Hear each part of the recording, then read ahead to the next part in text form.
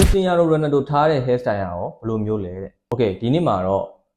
Ronaldo ထားခဲ့တဲ့ hairstyle လေးတွေအကြောင်းပြောရအောင်နံပါတ်1 hairstyle ကတော့ mullet hairstyle ဖြစ်ပါတယ် Ronaldo ငယ်စဉ်အခါကဆက်စမြဲထားခဲ့တဲ့ hairstyle တစ်ခုလို့ပြောလို့ရပါတယ်ဒါ iconic hairstyle တစ်ခုလည်းဖြစ်ပါတယ်ဒါကတော့ mullet hairstyle ဖြစ်ပါတယ် Okay နောက်တစ်ခု curly hairstyle ဒီ curly hairstyle က Ronaldo ရဲ့အောင်မြင်ဆုံးအချိန်တွေမှာထားခဲ့တဲ့ hairstyle လို့ပြောမယ်ဆိုရင်လည်းမမှားပါဘူး Ronaldo ကိုယ်တိုင်ဒီ hairstyle ကိုကြိုက်နှစ်သက်တယ်လို့လည်းသိရပါတယ် Ronaldo ရဲ့ဒီသပင်တွေကအပေါ်သပင်ကအရန်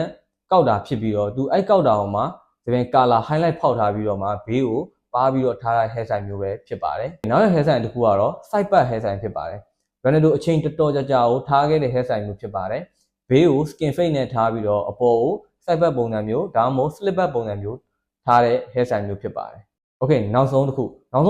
တော့ skin fade ဖြစ်ပါတယ်ဒီ skin fade hairstyle ကို Ronaldo ထားလာတာအချိန်တော်ကြာပါပြီလက်ရှိကန်နေတဲ့ပွဲတွေမှာရောစုယူတဲ့ပွဲတွေမှာရောသူဒီ hairstyle တွေကိုပဲတွေ့ရပါတယ်အပေါ်စပင်ကတော့သူ crooked ဆန်ဆန်ထားရတယ်ဒါပေမဲ့ဘေးကိုတော့လုံးဝ skin fade ပြောင်းနေအောင်သူညှက်ထားတာတွေ့ရပါတယ် Ronaldo ကလည်းဒီစပင် hairstyle နဲ့ပတ်သက်လာလို့ရှိရင်အများနဲ့ view site တဲ့ဘောလုံးမတစ်ယောက်ဆိုရင်မမှားဘူးသူ့ရဲ့ hairstyle တွေဆိုလို့ရှိရင်လည်းကျွန်တော်မြန်မာလူငယ်တွေရော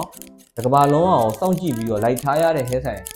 တွေကိုပဲထားတာဖြစ်ပါတယ်အဲ့တော့ Ronaldo hairstyle တွေကိုပြောပြရဆိုတော့နောက်တဲ့ hairstyle တွေမှာဘယ်သူအကြောင်းတွေထပ်ပြောမယ်ဆိုတာစောင့်ကြည့်လိုက်အောင်